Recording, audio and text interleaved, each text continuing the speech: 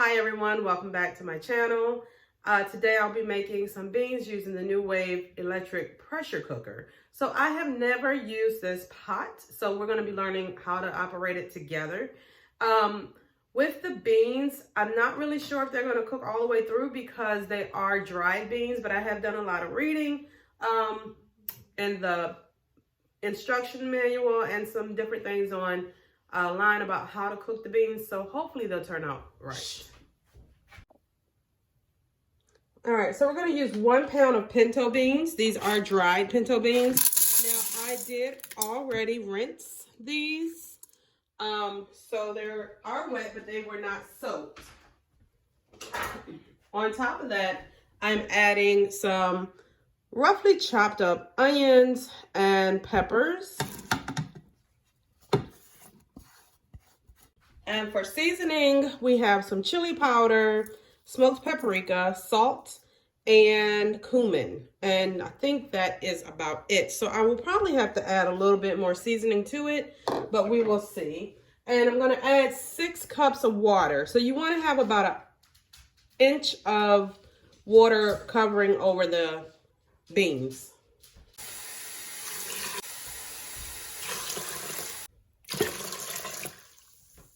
All right, and I'm going to also add in 1.5 tablespoons of minced garlic, a tablespoon of liquid smoke. I almost forgot to add in a 1/2 teaspoon of cayenne pepper. All right, I'm going to give it a little swirl. Now, pinto beans, from what I understand, they take a little bit longer to cook than some other beans. So we're going to go ahead and put the top down. You close the top down. You rotate the top until it comes to the closed position. Okay, so I have my lid secured and I have it plugged in. When you plug it in, it'll make a noise or a beep so that you know it is on. So this little light that you see here is telling you that the lid is locked and secure. So you know that you can proceed to begin cooking your meal. So we're going to go over and find the beans button, which is over here in this corner. I'm going to hit the beans button. So the beans button comes with a defaulted preset time of 20 minutes. Now, I honestly don't know if 20 minutes in the pressure cooker is going to cook them long enough. So I'm just going to add a little bit more time. It says that there is a texture button that you can press. And so you press that button. And when it moves over to more, that just basically means that you're going to get a little bit more time to cook. So I'm going to go ahead and leave it on that, and we'll see how it works. Now, if I wanted to delay the cook time, then I could hit the delay button, and then I would add in, minutes and hours, and then it would start to cook at whatever time that I wanted it to cook. So let's play around with that. So we're going to go up. So that's delaying it for 55 minutes in order to cook. Okay, so that would be the hours. So I would go up. Okay, I want to cook it in 5 hours and 55 minutes. So that's how you would do the delay. Of course, I don't want to delay it, so I'm going to clear this out. You come over here, you hit your start and stop button twice, and that will clear out your settings. So once you have cooked and it's completed, if it's like the other pot that I have, it will automatically go into a warming phase, but you also have a warming button down here that you can hit, and it'll warm for up to 4 hours on most dishes. And they only recommend you warm anything for up to 4 hours. So that's the warming button. You have a slow cooker button that you can use. I kind of went over some of the other things, but the NuWave has various button functions you can use. The one has rice, multigrain, soup, meat and stew, poultry, beans. You have a fish, steamed veggies, potatoes, bake, where you can actually bake a cake, and things for canning. So if you're like canning apples or peaches or pears, there's a button for that as well.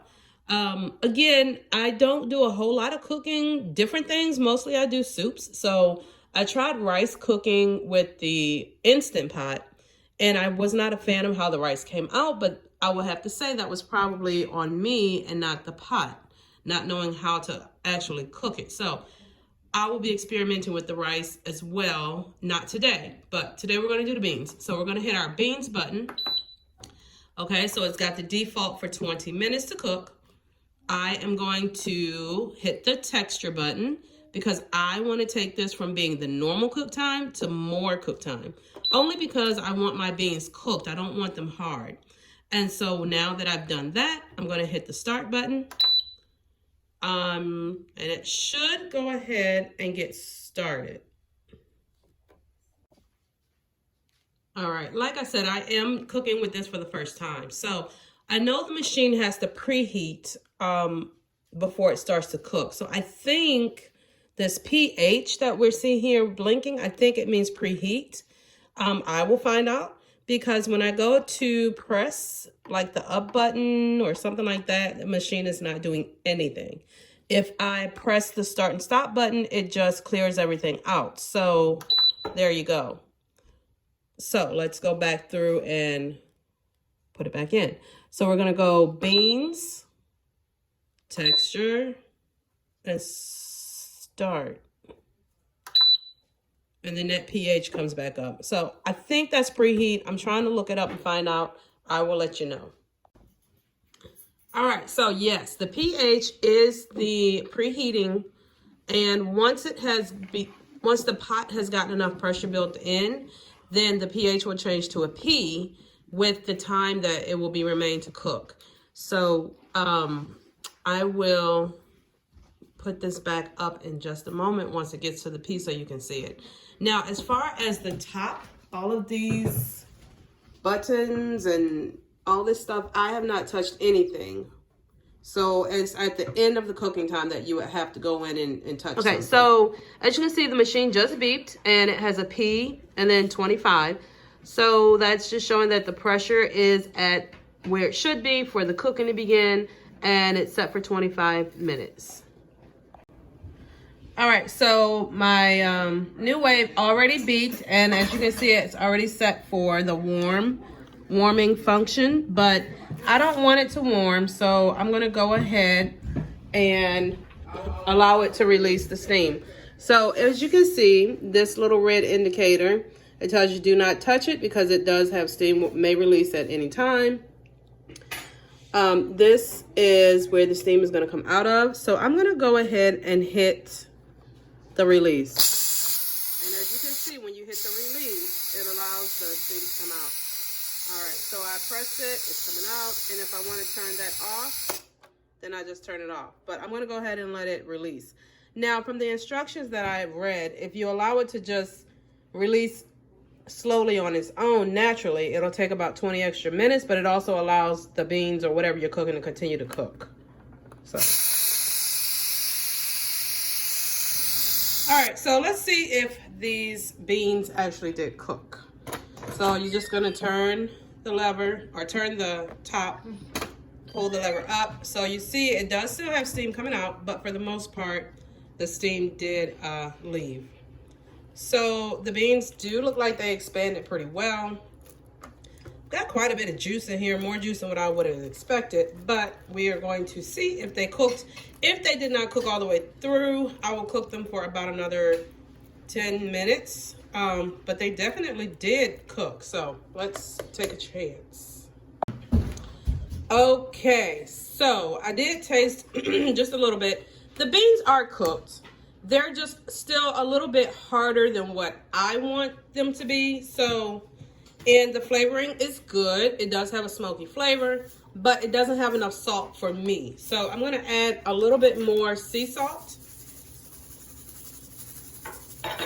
And I'm gonna actually turn this back on, and I'm gonna cook these beans for about another 15 minutes, and we'll see how they do.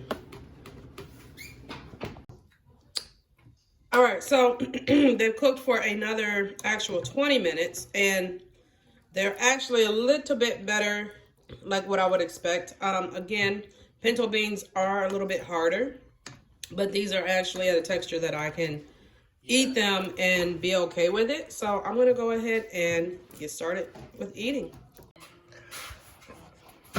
So the only thing I'm gonna add that is not already in, I have these bacon flavored, naturally artificially flavored bits.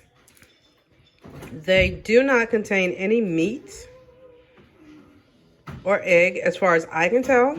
And so I do use these from time to time. So this is a 1.8 7-ounce container. I'm going to pour those in. That is something you don't have to do. And I did not pour them in initially because I didn't want them to just basically, I guess you would call it not rehydrate, but I didn't want them to be completely soggy by the time it got cooked. So I'm just adding these at the very end, and they will, you know, kind of get soggy a little bit, but they should be a good texture when we go to eat. So it adds a little bit of thickening to these beans, and it also will add a little bit of flavor. As you can see, it looks like the beans are a little bit thicker already.